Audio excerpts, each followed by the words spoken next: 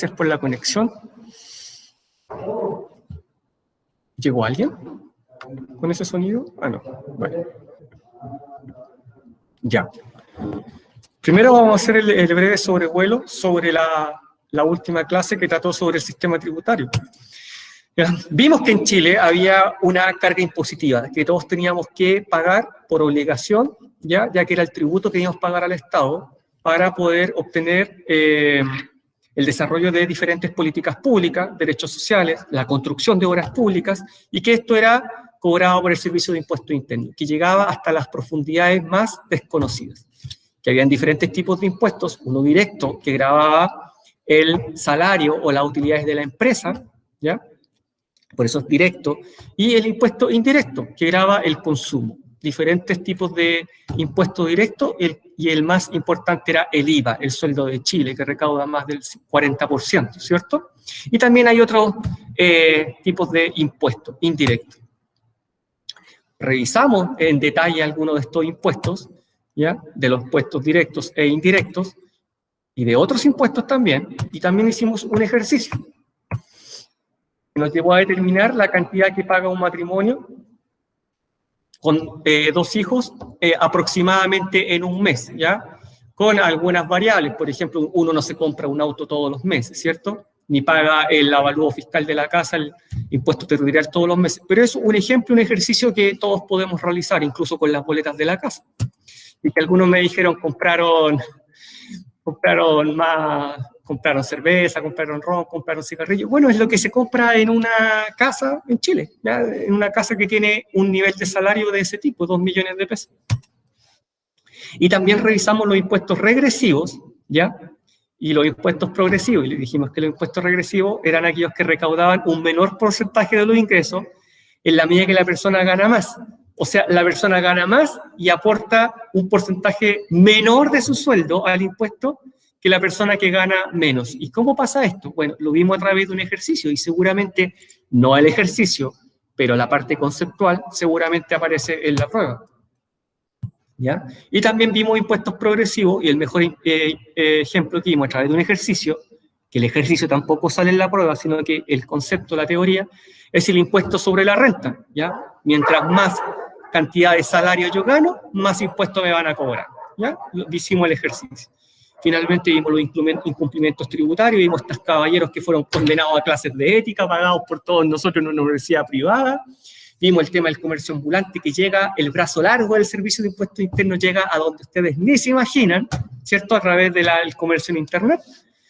Y también vimos las multas a las que nos exponemos por no pedir boleta o por no entregarla, en caso de que nosotros seamos los vendedores, ¿cierto? Del negocio, ¿ya? Y algunos mal usos de los impuestos que yo consideré pertinentes. Principalmente, aquí yo creo que es el Transantiago, y que algunos de ustedes me hablaron en sus trabajos. Hay trabajos acerca de este tema, de los impuestos, excelente, realmente brillante, que yo los mandaría a conversar con el ministro de Economía. Realmente hay trabajos brillantes con unas ideas que a mí no se me habían ocurrido. ¿Ya? Esa fue nuestra clase anterior. Si alguien, voy a volver a repetir, tiene duda sobre el trabajo, sobre cualquier trabajo que yo dé, no duden en escribirme. Hay compañeros que anoche recibí el último correo después de las 12 de la noche, pidiendo ayuda para una actividad, ¿ya? Por lo tanto, no hay problema. Lo peor que puede pasar es que yo no conteste en el momento, pero en algún momento voy a contestar. Profe, tengo duda con este trabajo. ¿Sabe qué? No me atreví a preguntar, no quise preguntar. Estaba volando, estaba a nuestro lado, estaba pensando en la pandemia. Y yo le explico, y le escribo un correo, y le explico, y le explico, y le explico. Escríbanme por correo. ¿Por qué? Porque el correo avisa. Suena, ¡pip! Y yo veo. En cambio, si me escriben por la plataforma, ¿ya? La plataforma no me avisa, no me dice recibiste un mensaje. Ya. Pero escríbanme. Ya. ¿Qué tenemos para hoy? Miren, riesgos para la democracia en Chile, la pobreza, salario justo y endeudamiento. ¿Ya? Ese es el título. Voy a volver para acá y le pregunto. Mire, así, aquí al azar. Ojalá de verdad me respondieran. Constanza Carmona. ¿La tenemos? Dígame sí. Dígame sí, dígame sí. Constanza Carmona. Mire, si quiere, esto, siempre yo digo, si quiere me responde, quizás no está en condiciones de responder, y yo no me voy a enojar por eso. Constanza, ¿de qué clase social se considera usted?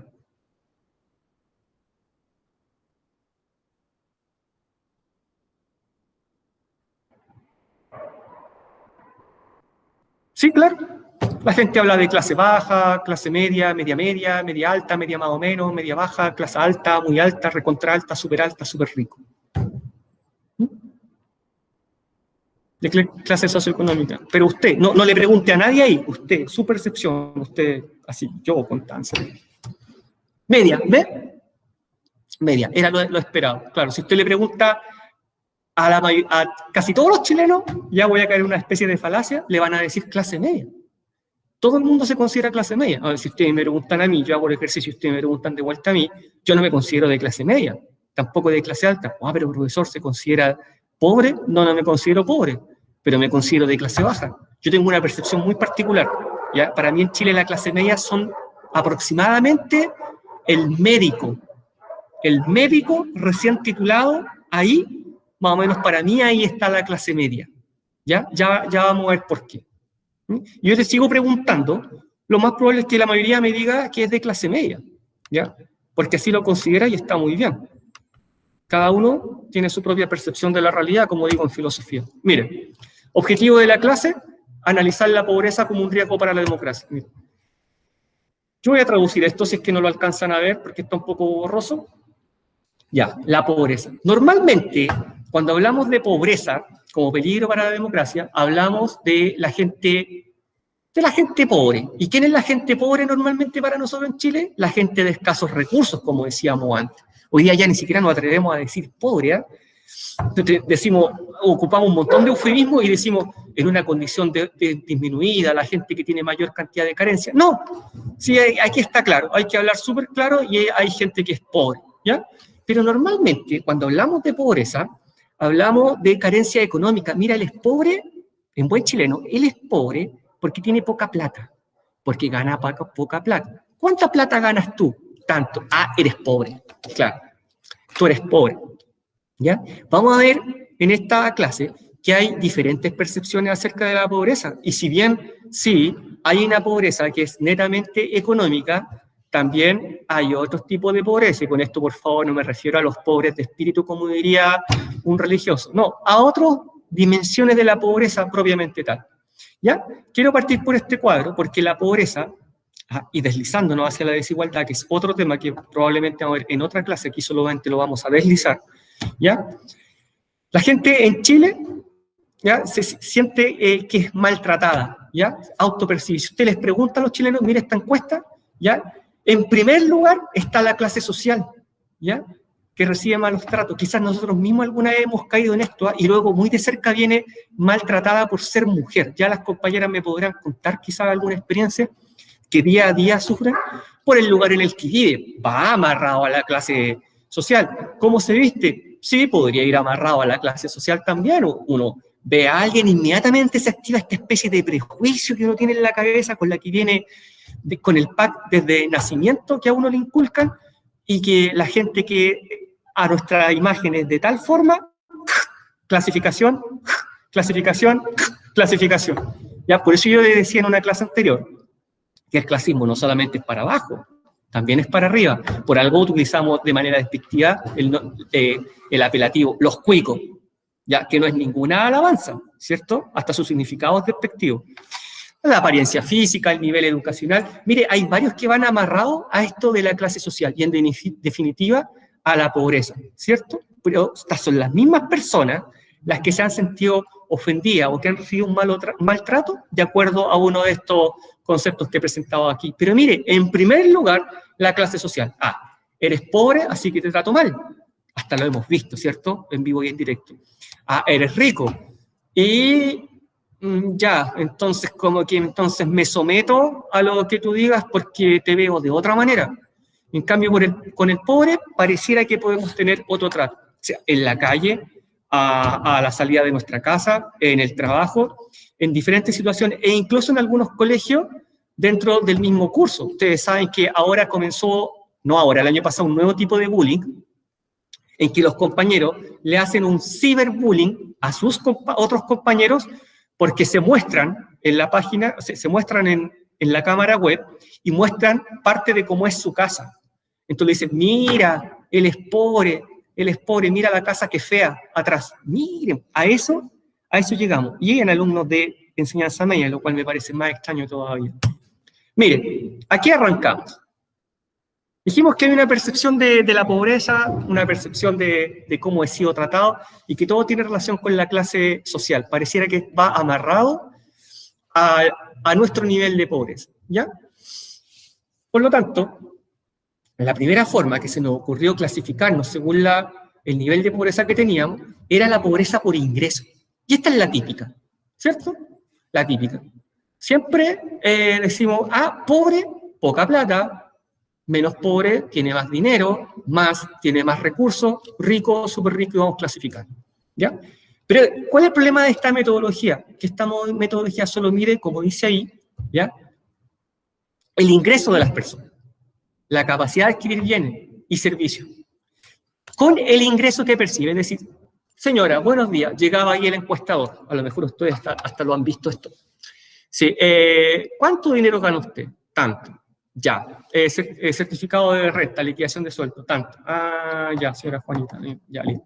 Entonces usted queda clasificado en tal tramo, tiene tales derechos, ¿ya? De esa manera lo van clasificando. Incluso todavía en alguna medida se puede ver en el registro social de hogares que todos sus padres tienen una clave, ¿cierto? Y ingresan ahí y dicen, estoy en tal porcentaje de vulnerabilidad. Y de acuerdo a eso, son los beneficios sociales a los que pueden acceder, ¿ya? Miren la evolución.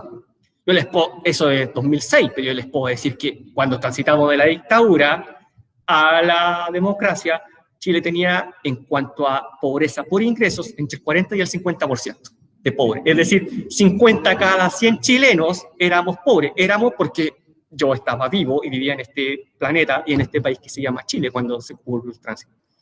Y ya en 2006, miren lo que dice ahí, pobres no extremos en rojo, o sea, pobres en rojo y pobres extremos en azul.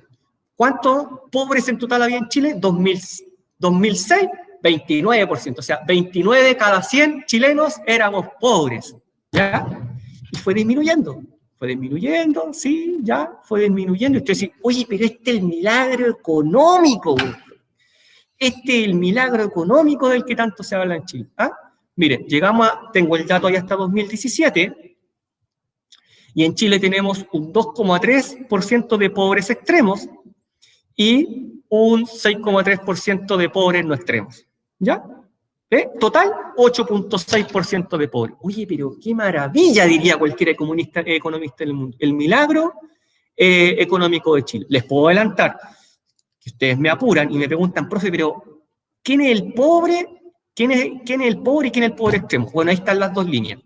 La línea de la pobreza en Chile, 170.000 pesos. La línea de la pobreza extrema en Chile, 114. Es decir, el que vive al mes con 170.000 pesos o menos es pobre para esto. Para esta metodología es pobre. Y el que gana menos de 114.000 pesos es pobre extremo. Está bajo la línea de la pobreza extrema.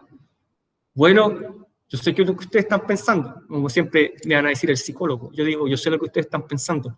Oiga, profe, entonces la persona que vive sola y gana el sueldo mínimo, 326.500 pesos, ¿no es pobre?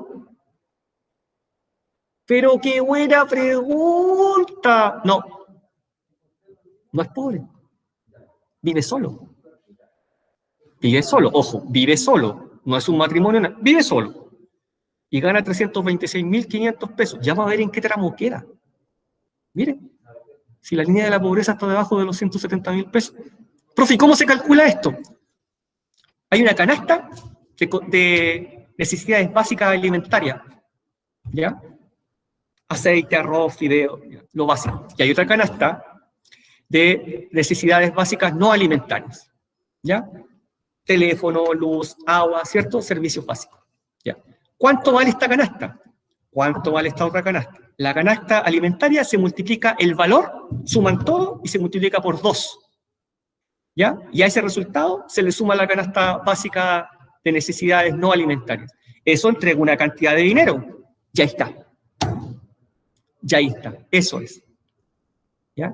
Porque con ese dinero, entonces, puede adquirir todos los productos de la necesidad, de la canasta de necesidades básicas alimentarias y no alimentarias. Por lo tanto, de ahí para abajo, la línea de la pobreza. ¿Ya? Pero, ¿quién puede vivir con 170.000 pesos hoy día? O sea, ahí no está considerado cosas como el pasaje de la micro para ir a trabajar, ¿cierto? O sea, prohibir enfermarse porque ahí no está ese servicio tampoco, ¿ya?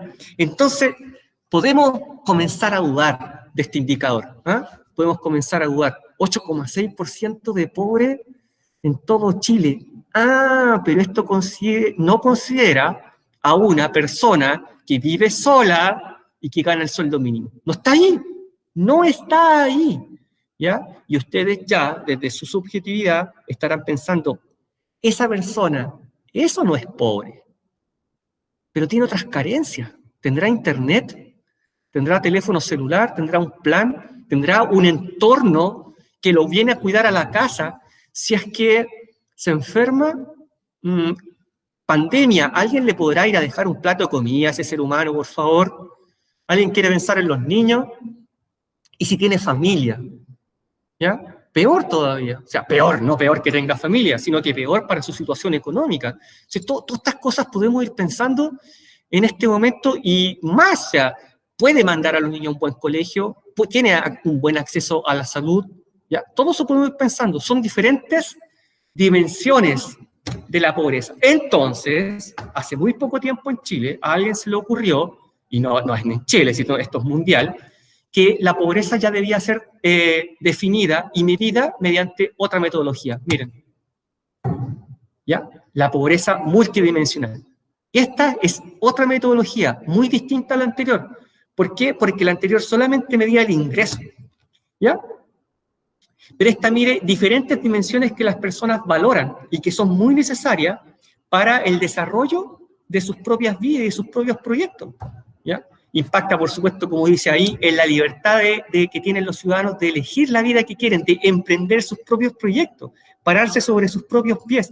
¿Lo puedo hacer con el sueldo mínimo? Por supuesto que no puedo. Y aquí están las dimensiones, y luego vamos a ver los indicadores, estoy seguro que sale en la prueba, que son para cada dimensión. Mira, ahí dice, ¿qué es esto de la pobreza multidimensional? Es una medición de la pobreza que considera distintos ámbitos, medibles, de la calidad de vida, eso es lo importante, de las personas.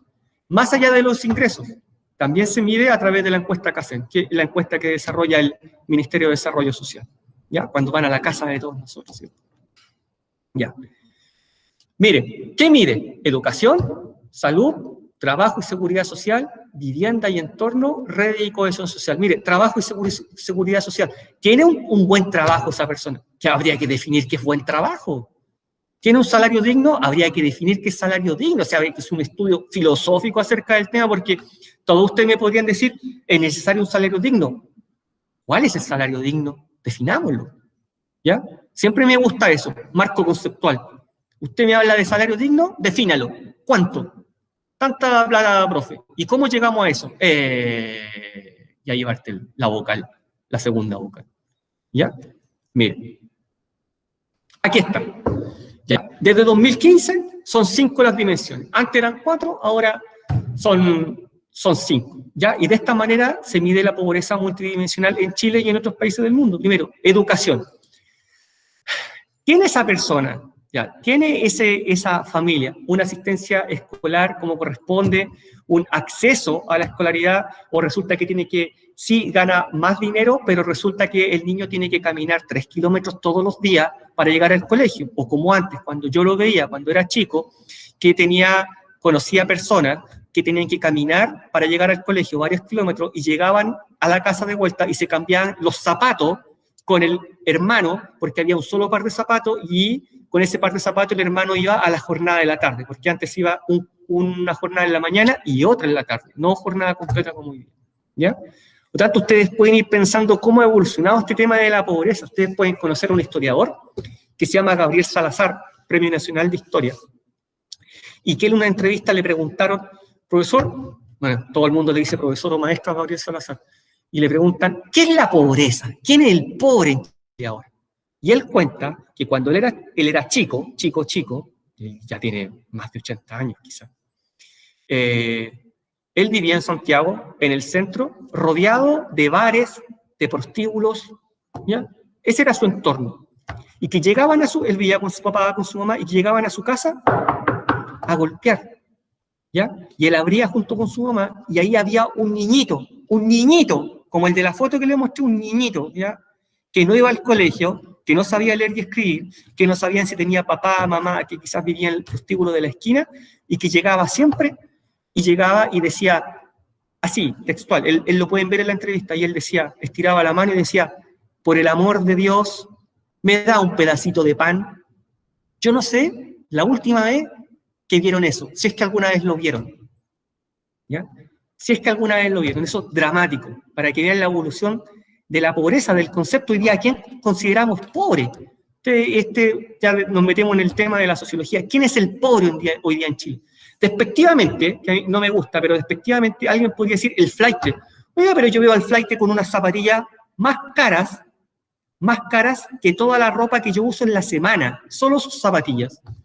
¿Quién es el pobre hoy día? Habría que definirlo. Otra vez, definir.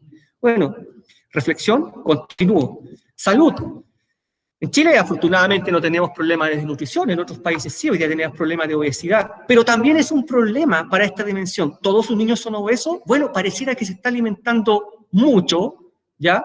Pero mal, ¿ya? ¿Qué comemos? ¿Comemos todos los días fideo, arroz, puré, papa frita, o comemos en el McDonald's, o pedimos comida chatarra, un delivery? ¿Tiene acceso a la salud? Sí, pero resulta que cuando tiene que ir al hospital lo atienden en 8 horas o en 10 horas, ¿ya? Versus la salud privada.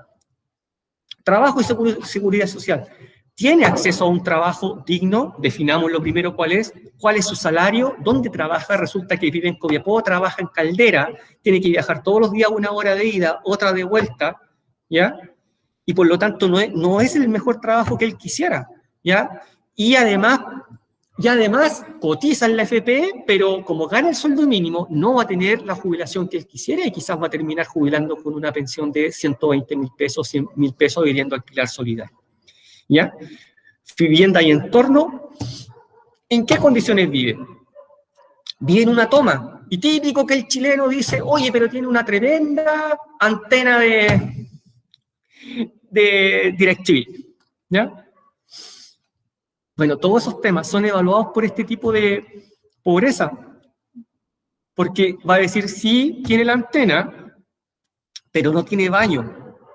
Tiene un pozo negro, de esos que tenía yo cuando chico, que conocí el baño después, a los 15 años yo conocí el baño, y había que echarle cal al baño, ¿ya? Y eran 4 tablas de fonolita parado con un techo, y eso era el baño, y así se usa en la toma. El baño como ustedes tienen, yo lo conocí a los 15 años. Por lo tanto, esa persona no tiene baño, por supuesto, no tiene agua potable, hay que la dejar cada cierta cantidad de días, con todos los riesgos que esto involucra, porque además tiene niños y no tiene acceso a hervir el agua porque no llega el gas allá, y por lo tanto tiene que cocinar a leña, con el peligro de que haga un tremendo incendio, como hemos visto un montón de veces en las noticias. Por lo tanto, también evalúa esto. Y finalmente, la red y la cohesión social. Hay una red de apoyo alrededor de ellos, ¿ya? No me refiero solamente a la familia, alguien con quien pueda dejar seguro a su hijo mientras esa señora va a trabajar o los hijos van a estudiar, lo tiene que dejar con la vecina, por supuesto no puede pagar. ¿Quién lo cuida? La abuelita. ¿Tiene acceso a un jardín infantil de la Junji que pueda prestarle el servicio? O como vive en la toma, no se lo recibe, o vive muy lejos, por lo tanto no recibe un trato igualitario. ¿Hay una junta de vecinos? No puede haber una junta de vecinos porque es una toma, ¿ya? Porque es una toma y entonces no se han organizado. Hay un comité, pero el comité no tiene acceso a los mismos beneficios que tiene una junta de vecinos, que puede participar en concursos y ganar proyectos y así obtener dinero para mejoramiento del entorno. Bueno, todo esto, si se dan cuenta, son las dimensiones que mide esta metodología con respecto a la pobreza, y es muy distinto a llegar a la casa y preguntar, ¿cuánto plata gana usted? Tanto. Queda clasificado en 4K. Listo, ya. Ahí. Es muy distinto.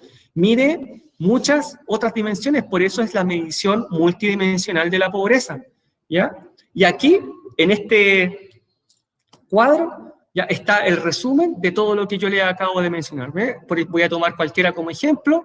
La educación, asistencia. Es decir, hay una red de asistencia educativa. Ustedes saben que hay colegios en que cuando el alumno no va a la casa, no va al colegio, llega alguien del colegio a la casa. Le pregunta por qué no fue al colegio, qué necesita las cosas, y llegan ahí con lo que se necesita la guía, e incluso en algunos colegios el tablet, y en otros colegios el computador.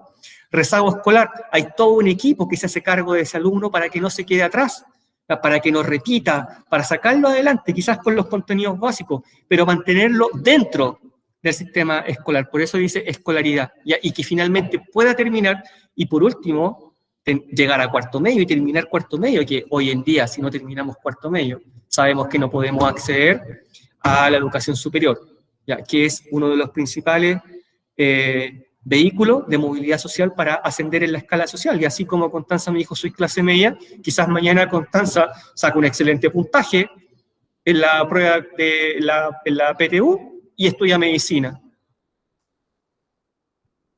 7 años, con gratuidad.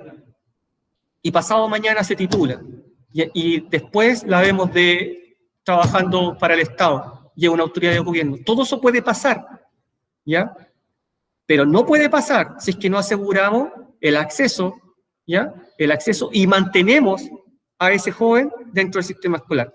Todo esto es medido por esta metodología de pobreza multidimensional. Entonces ya me podrán ustedes hacer una comparación y un contraste entre uno y otro. Y además, si yo pregunto en la prueba, educación, ustedes me van a decir, escolaridad. Vivienda, entorno. Ustedes me pueden decir, yo les puedo decir redes, y ustedes me van a decir trato igualitario. ¿Ya? Piensen en eso para la prueba. Miren cómo cambia el panorama. Miren esto. Chile, 2017, 8,6% de pobres. ¿Ya? Y nos quedamos conformes con eso. ¿Qué pasó? ¿Qué pasó? Miren, pobreza multidimensional 2017. 8,6% son pobres con la metodología anterior. Y aquí midiendo con las 5 dimensiones que ya mencioné, ¿qué porcentaje de pobre hay en Chile? 20,7% dice eso, esa barra. Disminuyó hasta el 18,6% y luego repuntamos en 2015, lamentablemente, porque ahora se mide una dimensión más. Por lo tanto, esto lo podemos interpretar así. 20 chilenos cada 100 son pobres.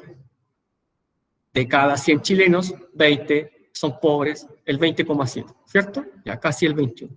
Están en situación de pobreza multidimensional. ¿Por qué? Porque algún tipo de carencia presentan en estas 5 dimensiones que acabo de presentar. Mejor aún, ¿cómo se traduce esto en cantidad? Ahí está, ahí lo dice.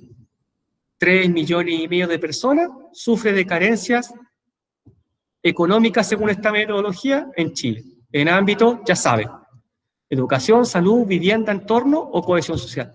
3,5 millones. Díganme ustedes si eso lo consideran poco, harto, mucho, más o menos, semi-harto, semi-poco, de una población de aproximadamente 18 millones de habitantes. Me parece que es bastante. 3,5 millones en esta situación de pobreza, ¿ya? Donde aquí perfectamente puede estar la persona que cuando le preguntamos de qué clase social es usted, responde de clase media, ¿ya? Sí, soy de clase media, pero estoy tan endeudado y tengo a mi hijo enfermo y tengo a mi esposo sin trabajo y tengo que pagar esto y esto. Esa persona que vive del crédito, ¿ya? Que vive casi al día y que hace la bicicleta al mes anterior, al mes siguiente, porque saca plata de aquí, de esta tarjeta, para llenar esta otra tarjeta. Ya sé. Por eso la bicicleta, así como en el fútbol. Le hizo la bicicleta.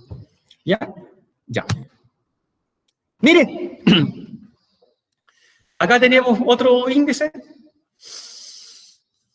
A la izquierda, pobreza multidimensional. ¿Ya? Aquí dice 21,8 es esta fuente. Y a la derecha, la pobreza por índice económico. Mire cómo cambia. Mire la región de Atacama. La pobreza económica en la región de Atacama, 7,9. ¡Oh! Ya, 8. 8 de cada 100 atacameños son pobres económicamente. Pero 22,6 habitantes de la región de Atacama son pobres de manera multidimensional. Cambia el panorama, ¿no? Cambia bastante. Mire la región del Biobío, de 12% pasa a 28%. Y la de Arica, de 8 a 24%. O sea, esto es violento. Bastante. Bastante más. Y la de Magallanes pasa de 2,1%. ¡Ah! En Magallanes no hay pobres. Si dos personas son pobres cada 100. Pero mira, al pasar a la pobreza multidimensional, ocupar esa otra metodología. Magallanes, 20,7% de las personas son pobres. Bien.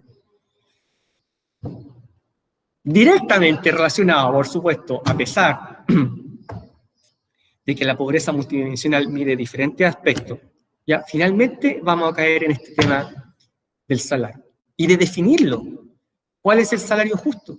¿Cuál es el salario justo? Si yo le pregunto a ustedes, y me lo pueden dejar ahí en el comentario, así, sin ningún miedo a equivocarse, sin ningún miedo a equivocarse, ni a ser cuestionado ahora, porque más adelante sí lo vamos a cuestionar, pero sin ningún miedo a ser cuestionado, la persona que hoy gana 326.500 pesos, sueldo mínimo, que no tiene ninguna preparación profesional ni técnica, podríamos pensar en cualquier trabajador sin ninguna preparación que gana esa cantidad de dinero, salario justo. Según ustedes, me lo dejan ahí, ¿cuánto debería ganar ese trabajador? ¿Cuánto debería ganar al mes? ¿Cuánto sería su salario justo? ¿Ya? Me lo dejan ahí. ¿Por qué? Porque existe una gran discusión en Chile acerca de cuál es el salario justo para remontar todos estos índices de pobreza. Y sobre todo relacionado con el salario mínimo. ¿Cuál debería ser? Esto viene desde tiempos pretéritos, ¿ya? Mire lo que dice ahí, esto desde inicio del siglo XX ya se viene discutiendo, y piensen que antes no había un salario mínimo, ¿ya? No había un salario mínimo. Y Chile firmó un acuerdo con la Organización Mundial del Trabajo, ¿ya? Para establecer un salario mínimo, que ha tenido una evolución en el tiempo, pero que se considera que no es lo suficiente, ¿ya? Y nunca fue pensado, este salario mínimo, para poder cumplir con todas las necesidades que pudiera tener un ser humano, sino que con las necesidades básicas, pero muy, muy básicas, ¿ya? Muy básicos. Es una persona, además, pensemos que no tiene ninguna preparación, ¿ya? Técnica, ni mucho menos profesional, ¿ya? Ya. Y de esta forma, según una concepción política, hay otra que piensa lo contrario, se protege al trabajador, ¿ya?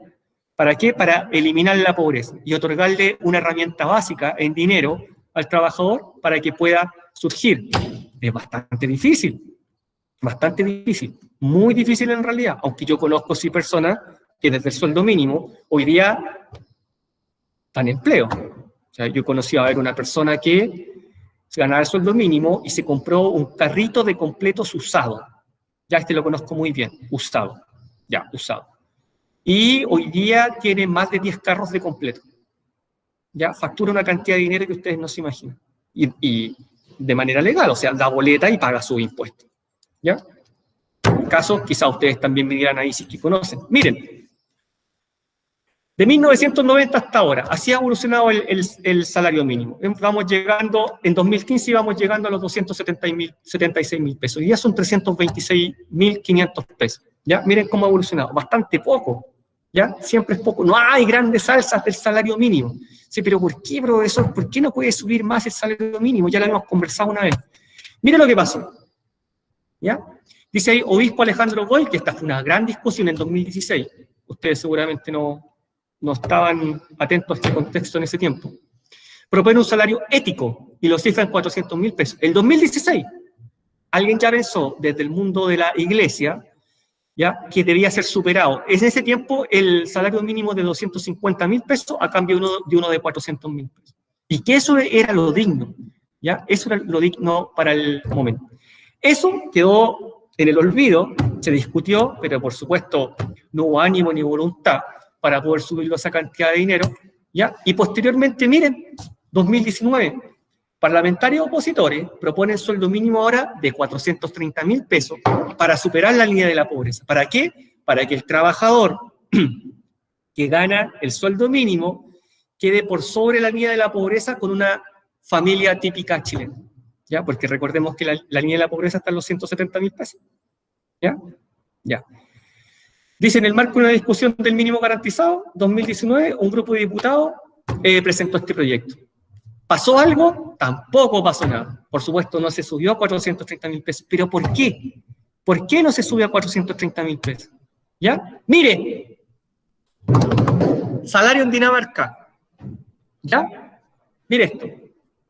$1 son 732 pesos.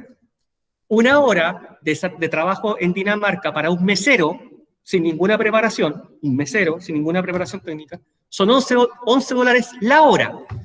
Por lo tanto, un danés que trabaja de mesero gana a la hora 8.052 pesos chilenos. Si gana 8.000 pesos por hora y trabaja 8 horas, gana 64.416 pesos al día. Al día, ¿ya? Mira este ejercicio, al día. Entonces, si gana 64.000 pesos al día, por 20 días de trabajo, si trabaja solo de lunes a viernes, 1.288.000 bruto, en pesos chilenos. Pero, mire el impuesto que le cobran allá, ¿ya? 36%. 36% de impuesto de su salario al mesero. Por lo tanto, ¿cuánto es ese 36% de su salario? 463.000 pesos. De impuesto, esto es real, de impuesto a ese pobre mesero. ¿Ustedes creen que ese pobre mesero se queja? No por ningún motivo quiere que le bajen los impuestos. ¿Cuánto recibe líquido? Finalmente 824.000 pesos. ¿Por qué?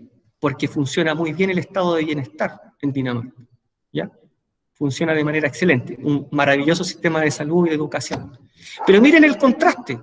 ¿Por qué en Chile tenemos este salario mínimo?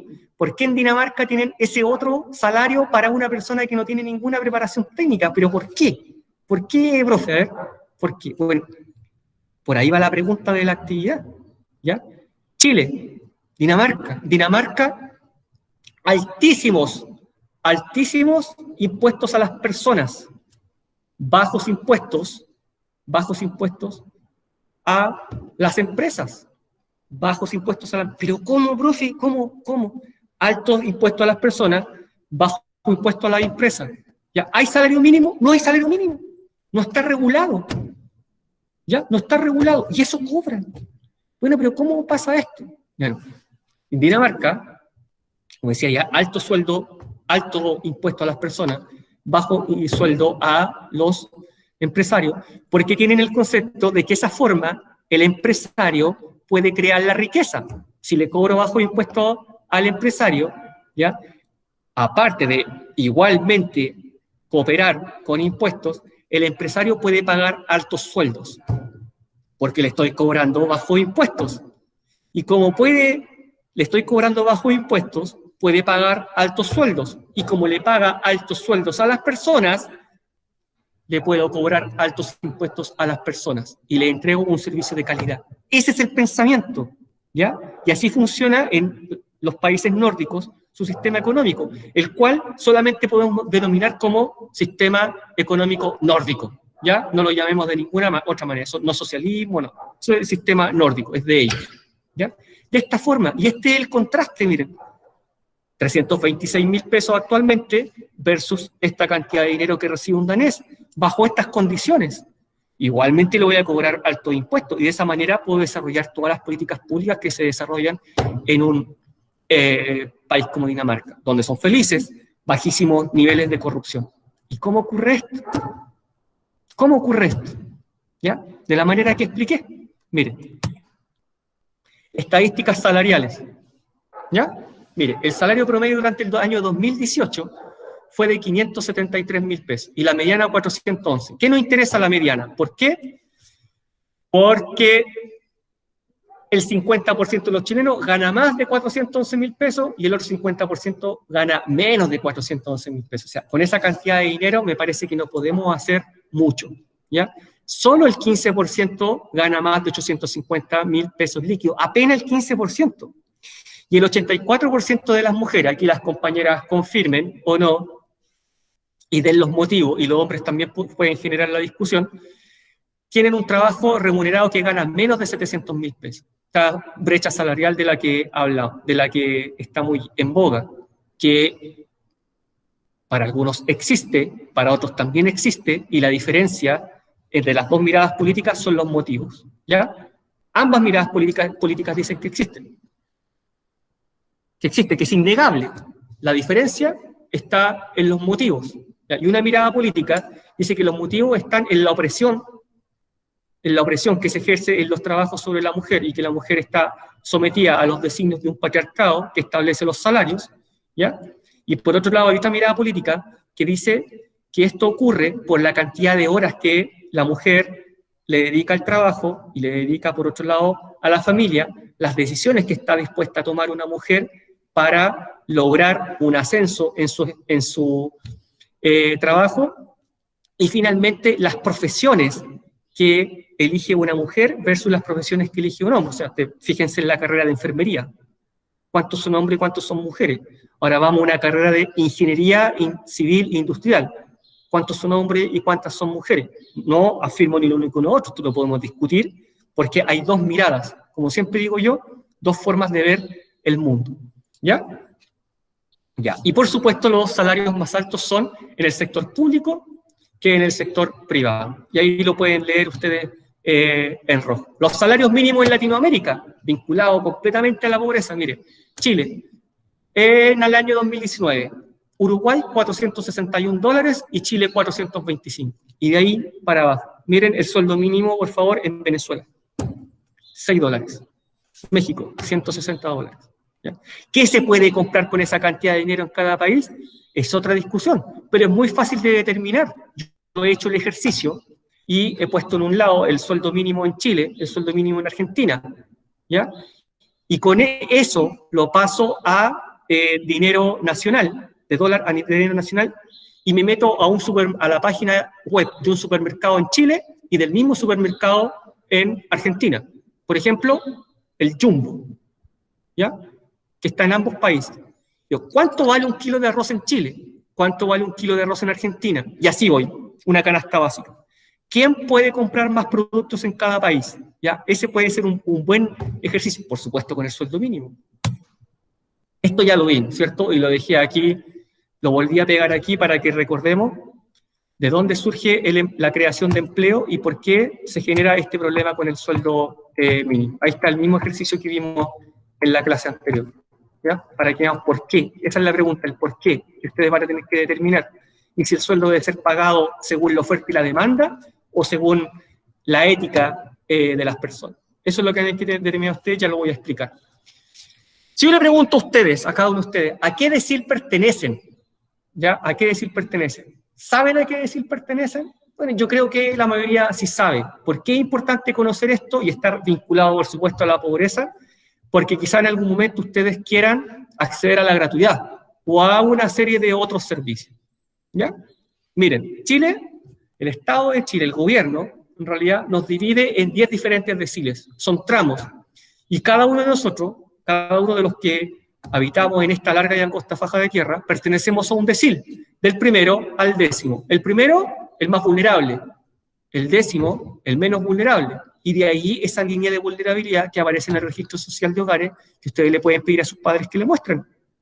¿En qué decil estamos nosotros? Y ustedes lo ven ahí en el registro social de hogares. ¿Y cómo se determina esto? Ustedes yo creo que ya saben. Miren, el ingreso familiar, la cantidad de dinero que obtienen como familia, quizás en el mismo hogar en el que ustedes viven, trabaja el papá y la mamá. Y entre los dos suman X cantidad de dinero. ¿Ya? Mire este ejercicio. Sueldo del padre, 440.000 pesos. Sueldo de la madre, 360.000 pesos. Pero tienen 2 hijos. Por lo tanto, ¿cuántas personas conforman el grupo familiar? 4 personas. 4 personas conforman el grupo familiar. ¿Y cuánto suman en total de ingreso el grupo familiar? 800.000 pesos. Se divide 800.000 por 4. Y el total de sueldo se divide por la cantidad integrante de la familia, ¿ven? El total del sueldo, de la remuneración, 800.000 pesos, el total entre el papá y la mamá se divide por 4. ¿Cuánto da? 200.000 pesos por cabeza, per cápita. Vamos a ver a qué decil estamos. En el séptimo decil. ¿Por qué? Porque dice que el séptimo decil tiene un ingreso por persona entre los 193.000 pesos y fracción y los 250.000 pesos y fracción. De esa manera funciona. ¿Y esto qué tiene que ver conmigo? ¿En qué le afecta o no le afecta a la calidad de vida de una persona, o si una persona es pobre o no es pobre? Es muy importante. Porque si ustedes se fijan, cuando ven las noticias, en la actualidad, hoy, más rato, el gobierno anuncia bonos, el gobierno anuncia créditos, el gobierno anuncia subsidios y una serie de beneficios sociales de diferente tipo. Y dice, ¿ya? Y dice, hasta el sexto decil, hasta el cuarto decil, pertenecer al 60% más vulnerable, o sea, hasta el sexto decil. Y resulta que usted está en el séptimo, no califica. No califica, ¿ya? Quiero acceder a la gratuidad. Bueno, la gratuidad en este momento accede hasta el sexto decil. El séptimo no accede a la gratuidad. ¿A qué accede? Al crédito con aval del Estado, el famoso CAE. Por eso es muy importante que ustedes tengan presente esto. Más que para la clase, para sus próximos años de vida. Sus padres quizás están muy pendientes de esto. ¿Califico o no califico para tal beneficio? ¿Dónde pueden ver esto ustedes? Sus padres tienen una clave única. Con esa clave única se puede acceder al registro social de hogares. Y ahí indica en qué porcentaje de vulnerabilidad estoy yo. Muy importante, los deciles de ingreso en Chile, que es otra manera de clasificarnos. Lamentablemente, para poder acceder a los beneficios sociales, porque no es para todos. ¿Ya? No es para todos. País nórdico, para todos. Para todos. Porque todos pagan una gran cantidad de impuestos. Ya lo vimos con el ejercicio del mesero. ¿Cierto? Ya. Miren. Endeudamiento en Chile. Yo creo que no nos salvamos de esto. ¿Eh? No nos salvamos de esto, de esta famosa bicicleta. Ahí está borroso, ustedes lo pueden ver en más detalle, pero según esta fuente indica que 4.482 millones de personas aproximadamente tienen una deuda morosa. Yo puedo haberme comprado este teléfono en Falabella, ya en 10 cuotas, y voy pagando de manera normal mes a mes. No soy moroso. Tengo una deuda por una casa de retail, pero no estoy moroso. Ellos están morosos y probablemente están en DICOM. Si estoy en DICOM, agravo mis condiciones de vida, mi calidad de vida, porque no tengo acceso al crédito. ¿Ya? Y resulta que mañana voy a querer acceder a algún tipo de crédito, por ejemplo, hipotecario, un crédito de consumo, porque tengo una enfermedad catastrófica o algún familiar mío, y no voy a poder acceder porque estoy en este famoso DICOM. Pero, profe, ¿por qué no eliminamos DICOM? Si eliminamos DICOM, el crédito sería mucho más caro, porque no habría una alternativa de revisar la vida financiera de las personas. Ya no habría una manera de consultar. Y la empresa iría más o menos a ciegas a prestar dinero, porque no tendría que consultarle cuál es el comportamiento económico de esta persona. No habría. Por lo tanto, el crédito sería mucho más caro. En vez de pagar 2 veces el préstamo, lo pagaríamos 4 veces el préstamo. ¿Ya? Y por esto, las personas caen en este círculo vicioso, no un círculo virtuoso, en que cada día se hacen más pobres y más pobres y más pobres y más pobres. Por lo tanto, después de toda esta clase que hemos hecho, ustedes tienen que pensar acerca del salario, ¿ya? ¿Cuál es el salario digno? ¿Cuál es el salario que se ajusta a una buena calidad de vida de las personas? Pero al mismo tiempo, si ese salario debe ser pagado bajo condiciones éticas o bajo la oferta o la demanda. O sea, una persona que está enferma y tiene 5 hijos, no terminó el colegio, por lo tanto no accedió a la universidad y está separado de su esposa y tiene que hacerse cargo de sus 5 hijos, le tengo que pagar un salario más alto que a una persona que tuvo una excelente educación, fue a Suiza, hizo un doctorado, descubrió una nueva vacuna contra el cáncer, voy a inventar, vuelve a Chile, gana el premio Nobel de medicina, de ciencia, ¿ya? Pero es soltero, no tiene ninguna enfermedad, no tiene ningún problema, vive solo. ¿A quién le pago un mayor salario? ¿El salario lo pago éticamente o lo pago según la oferta y la demanda, en base a la productividad de los trabajadores? ¿Ya? Si a este trabajador tuviera que pagarle un salario ético, probablemente estarían en los 5 millones de pesos con todos los problemas que tiene. Y esta persona, a pesar de todos sus logros, vive sola, no tiene ningún problema, bueno, con 500.000 pesos yo creo que tú te las arreglas. ¿Pero cómo se estudia todo esto? Sí, pero es que lo vamos a pagar en base a la ética. ¿Ya? Ese es el problema que se nos presenta. Digo esto porque el sacerdote decía salario ético. ¿Qué es lo ético? ¿Qué es lo ético? Y esta persona, si le pago 5 millones de pesos de salario, 5 millones de pesos, éticamente, ¿ya? ¿Él genera esta riqueza de 5 millones de pesos? ¿Sí? ¿No? Bueno, no la genera. Como no genera la riqueza, el empresario va a decir, bueno, éticamente te tengo que pagar 5 millones de pesos, pero ¿quién le paga al empresario esos 5 millones de pesos? Todos nosotros. ¿Por qué? Porque el costo lo va a asumir todo el resto de los productos que vende el empresario.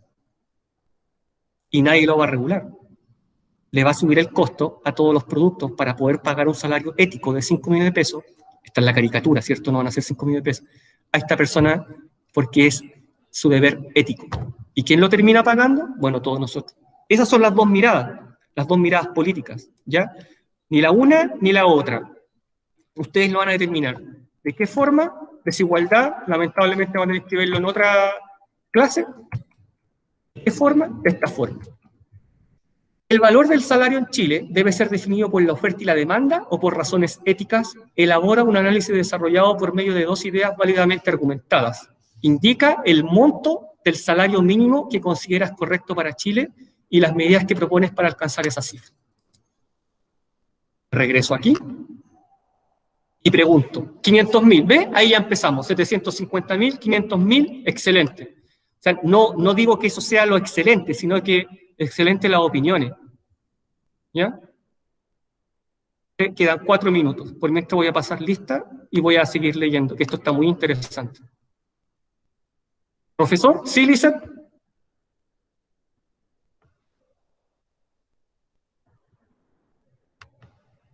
Ay, prueba. Mire, me acaba de llegar la fecha de las pruebas.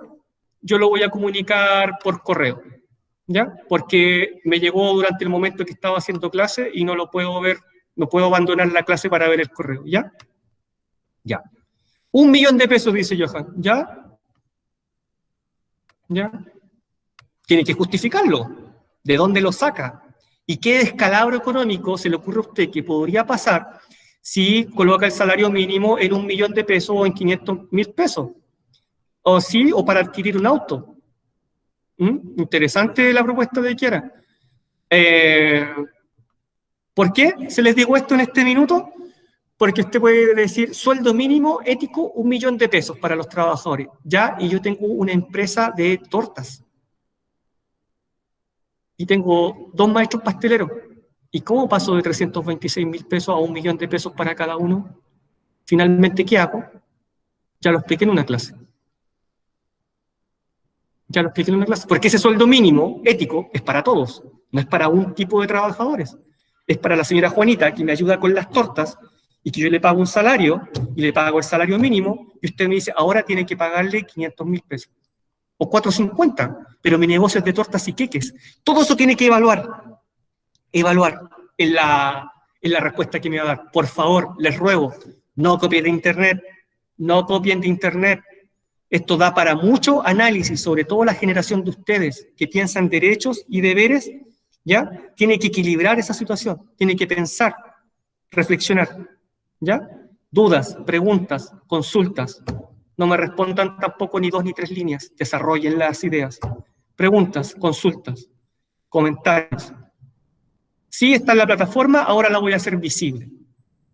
¿Ya?